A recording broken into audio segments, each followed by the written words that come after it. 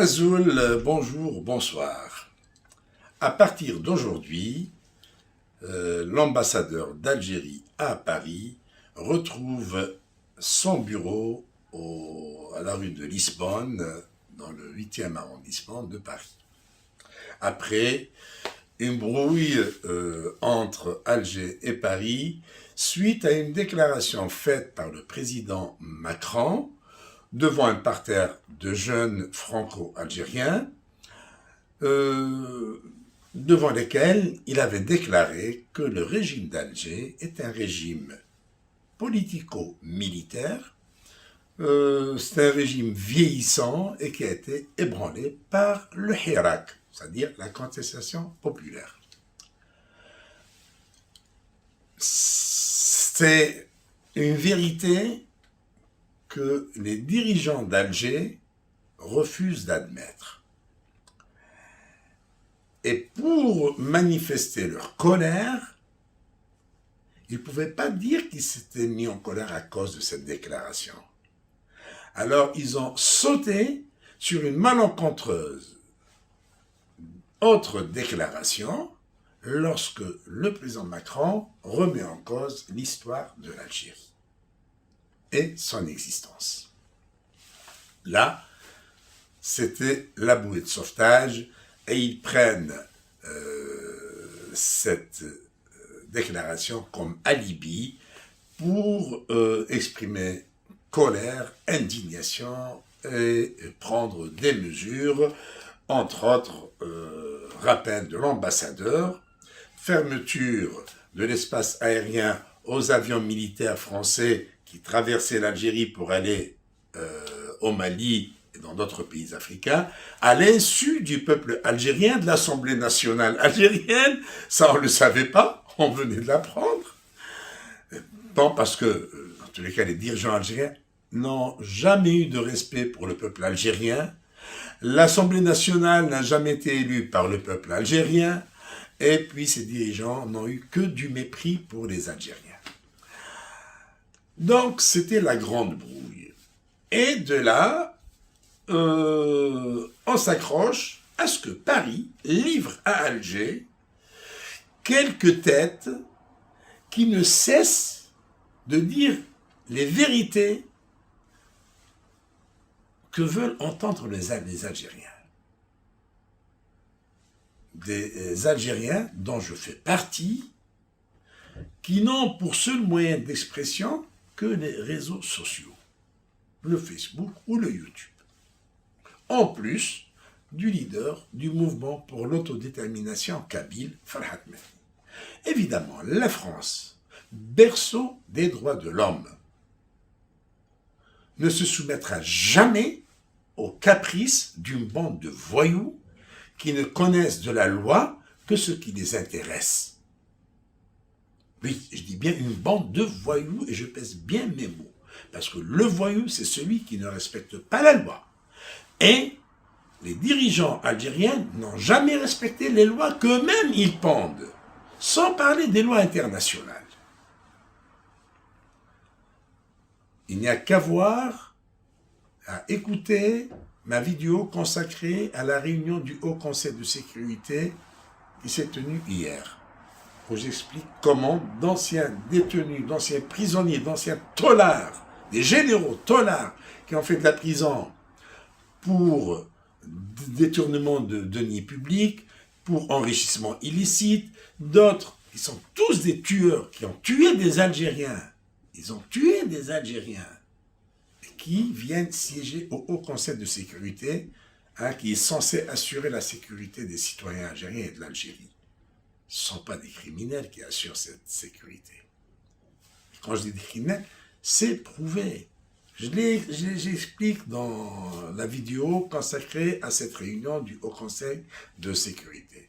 Alors, je continue avec cette brouille entre Alger et Paris. Cette brouille est arrivée en même temps où il y avait une escalade dans la crise entre Alger et Rabat. Alger n'arrêtait pas d'accuser Rabat de l'agresser quotidiennement, sans pour autant dire quelle est la nature de ces agressions. Évidemment, on ne traite pas la question des relations algéro-marocaines comme on traite celle avec Paris, parce qu'avec le Maroc, allez, fermeture des frontières terrestres depuis X temps, depuis 1994, hors de question de les ouvrir, fermeture d'espace aérien, interdiction aux Algériens vivant au Maroc de rentrer chez eux pour des visites familiales ou autres, c'est la rupture totale, c'est la guerre. On est sur le pied de guerre.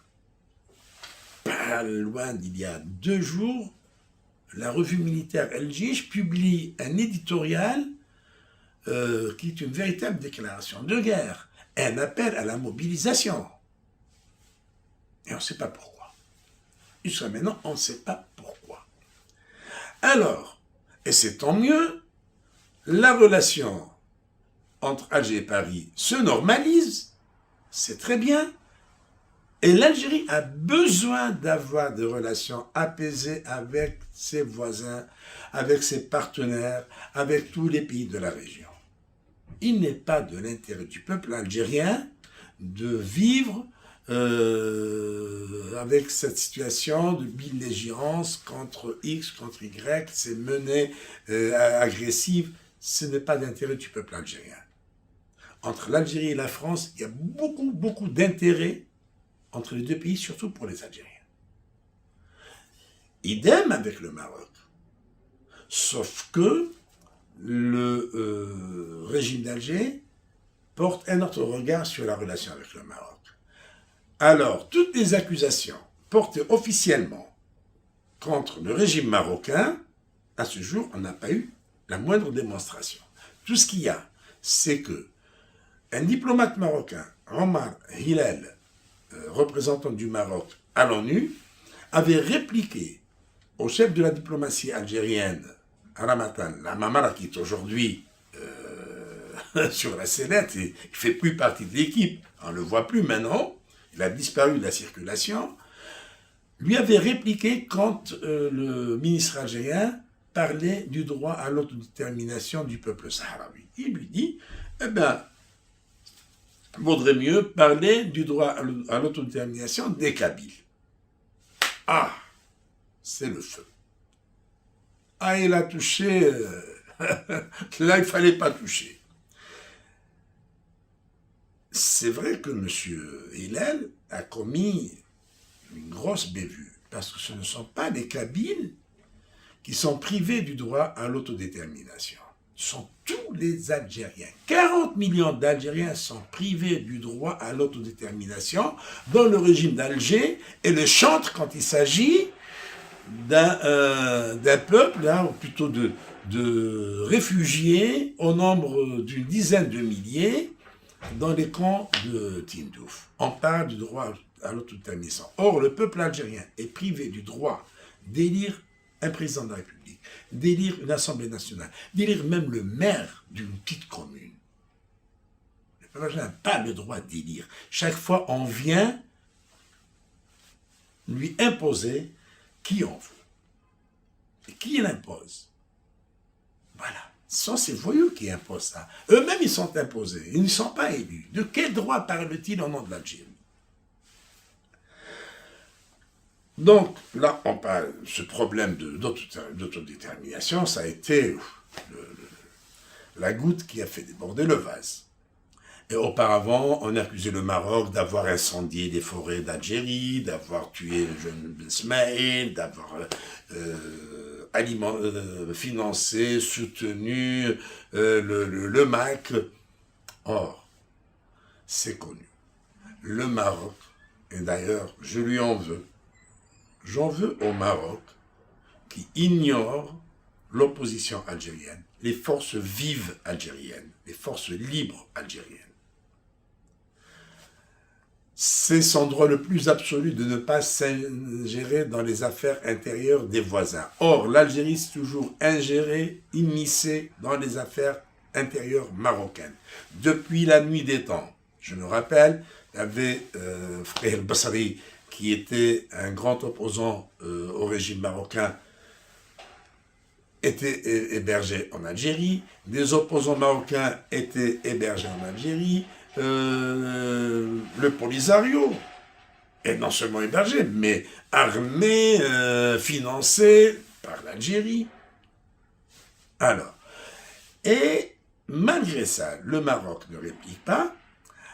Le régime d'Alger s'accroche à cette histoire de soutien au MAC, et pourtant, et Dieu merci, la France, berceau des droits de l'homme, c'est elle qui accueille les contestataires et les opposants au régime algérien, et qui accueille aussi et accorde droit d'asile aux militants du mouvement pour l'autodétermination kabyle. Parce que, au moins en France, nous avons le droit à la parole. En dehors de la France, ni le Maroc, ni la Tunisie, ni les personnes d'autre, aucun autre pays ne nous a ouvert ses portes. Quand le monde s'est rétréci, nous n'avons trouvé que la France, l'ex-puissance coloniale, pour nous protéger contre ceux qui prétendent avoir hérité le flambeau de la révolution algérienne. Ce sont les grands traîtres. Ce sont les grands traîtres. Et ils nous ont contraints à l'exil. Ils nous ont condamnés. Ils nous ont qualifiés de terroristes. Voyez-vous. Ils n'ont rien trouvé d'autre que de nous qualifier de terroristes. Alors, ce sont eux les plus grands terroristes. Voilà. Et Alger, tout ce qu'elle peut faire, tout ce que peut faire Alger, c'est demander sans cesse à la France de lui livrer des journalistes, des opposants, comme les militants du MAC. Et la France ne le fera jamais. Parce que la France ne cédera jamais aux caprices d'une bande de voyous qui ne sait pas ce que c'est que les droits de l'homme.